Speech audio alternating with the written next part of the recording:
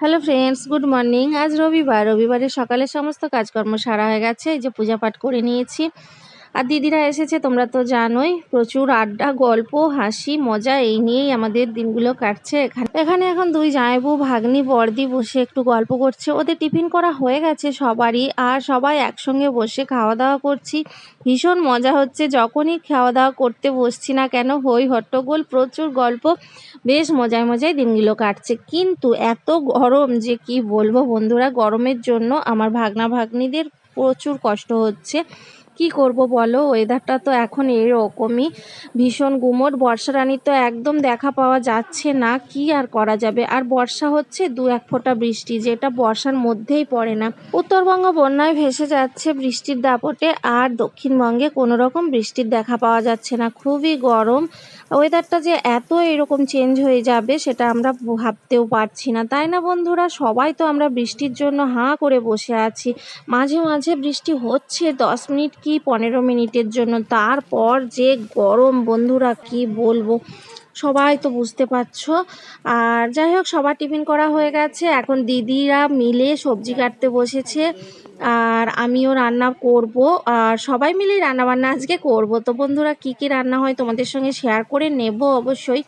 আর সব রকম রান্না আজকে দেখাচ্ছি না, কারণ বুঝতেই তো পারছো লোকজন ঘরে রয়েছে, খুব বেশি ভিডিও করতে পারা যায় না, কারণ তাড়াহুড়ো করে রান্না করতে হয়। আর ওরাও আবার আজ বাড়ি চলে যাবে, তো সেই জন্য খুব বেশি তোমাদের সঙ্গে শেয়ার করতে পারলাম না। আর এই যে এখানে মটন হচ্ছে, তো মটন রান্নাটা আজকে আমাদের ভাগ্নিই করেছে। কিন্তু এখন দেখতে পাচ্ছ ছোটদি বসে রয়েছে, জাস্ট ভাগ্নি সবেমাত্র উঠেছে, তারপর ছোটদি এখানে বসে রয়েছে চিকেন নয়, সরি, মটনের কাছে।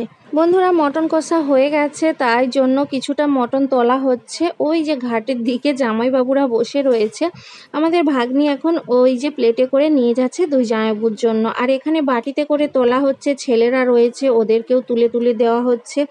আর আমরাও কিন্তু মটন কষা খাবো বন্ধুরা, কারণ মটন কষা খেতে তো কষা মাংস, চিকেন হোক মটন হোক, সবারই ভালো লাগে, তাই না? আর মটনের পাতলা ঝোল তো অবশ্যই ভালো লাগে, সেটা ভাত দিয়ে খাবো। আর এখন কষা একটু তুলে নিয়েছি, ছেলেদেরকেও দিয়ে দিয়েছি, আর এখন একটা বাটিতে আমরা নিয়ে এখন খাচ্ছি। দারুণ হয়েছে বন্ধুরা, যেমন গরম আর তেমন রান্নাটাও সুন্দর হয়েছে। ভাগ্নি আমাদের ভালোই রান্না করতে পারে, দেখো আমরা কত মজা করে খাচ্ছি।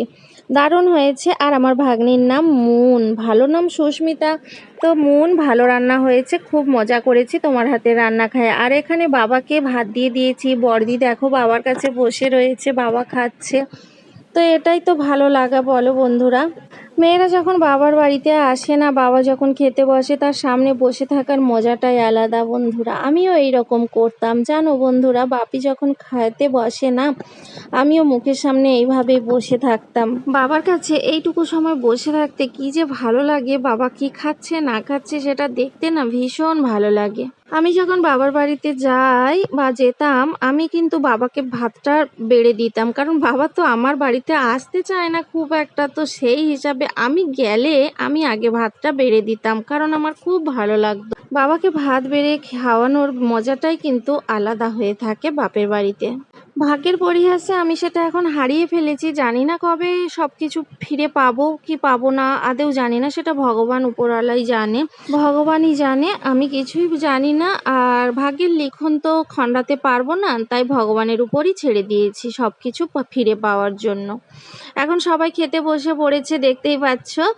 আর পরে আমরা খেয়ে নেব, দিদিরা বসবো একসঙ্গে মিলে। এখন ভাগনা ভাগ্নি জামাইবু দুই ছেলেকে দিয়ে দিয়েছি। ওয়েদারটা তো ভীষণই সুন্দর, আর রোদ ঝলমল করছে, গরমটা কিন্তু অতিরিক্তই। আর এই দেখো গাছ থেকে আমড়া পেড়েছে নিয়ে যাওয়ার জন্য, আমাদের আমড়া গাছ রয়েছে, তো এই যে আমড়া পেড়েছে, দুইজন নিয়ে যাবে। খাওয়া দাওয়া কমপ্লিট করে একদম বাসন কোসন মেজে বন্ধুরা এই যে গা হাত ধুয়ে ফ্রেশ হয়ে আসলাম। আর এখন দিদিরা সব রেডি হয়ে পড়েছে, দেখতেই পাচ্ছ, বাড়ি চলে যাবে।